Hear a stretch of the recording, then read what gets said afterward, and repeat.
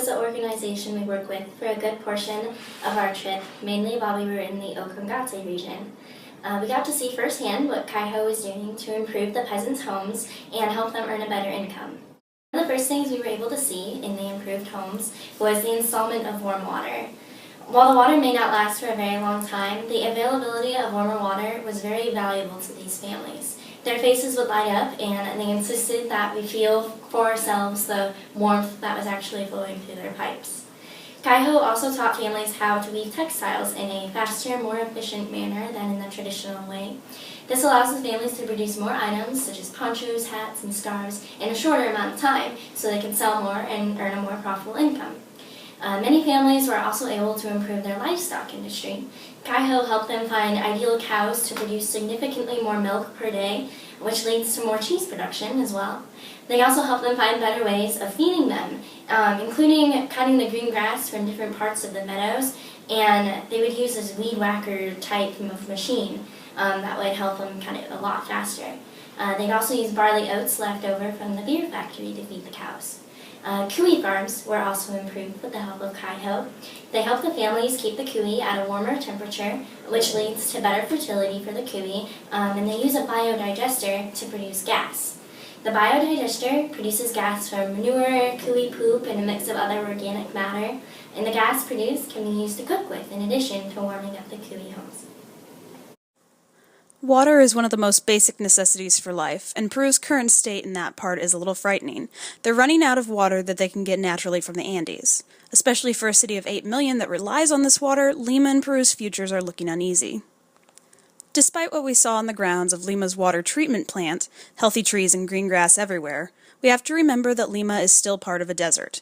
Just a few miles away, we visited the dry Lima neighborhood of Ate, lacking not only green plants, but healthy water accessibility in general. Even worse, the water treatment officials' idea of water conservation isn't necessarily recycling. It's building more water parks to teach people about the importance of conserving water. Fun, but not exactly headed in the right direction. We also visited a smaller water treatment center in Okungate, one of two, and it didn't paint a much better picture. Although they seemed more concerned with water safety than the plant in Lima, half of the water for the entire city came from what could only be described as a pond. It's not a very reliable source for the dry season, to the point that they have to ration water to 4 hours per day some parts of the year.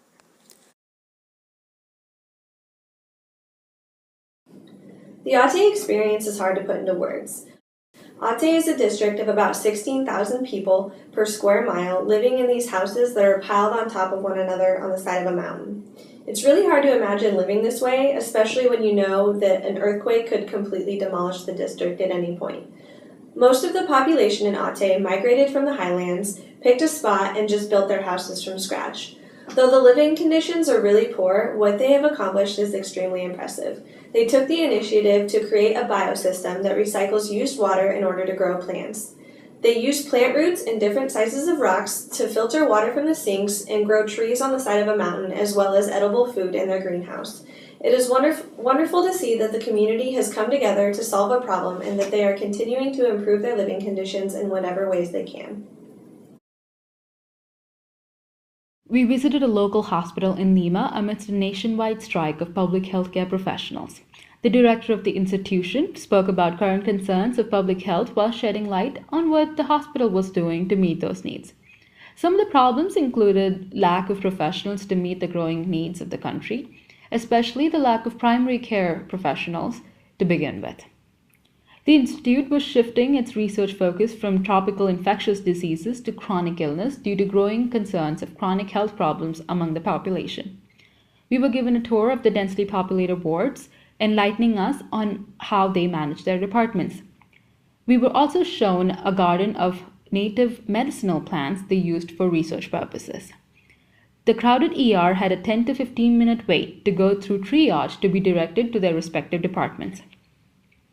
While witnessing the elaborate setup to manage hospital waste themselves, as mandated by a recent government policy, we saw a football match arranged for the staff, alluding to how different professional ties are in Peru. One of the options that we had was to visit a daycare center in Lima. It was actually a place that was created by UNO students in past service learning groups that have studied abroad in Peru. It was interesting to see the way they ran a center for children and the things that you could tell still needed worked on. In a meeting that we had with the parents on improvements or things that might help out the center, one of them had stated needing a psychologist. They wanted it as part of the program because of the upbringing of the kids and the behavior and the analysis behind it. You could tell through interactions with the children that they were severely underprivileged and what they really needed was companionship, attention, and care. Reflecting back on the visit, it was amazing to think about how many kids they were able to take in such a small area, and also the ratio of the child care providers to the number of children. It was close to mind-blowing, and you could tell the sense of hope that the children received just from getting to spend a few hours with some of the students from UNL.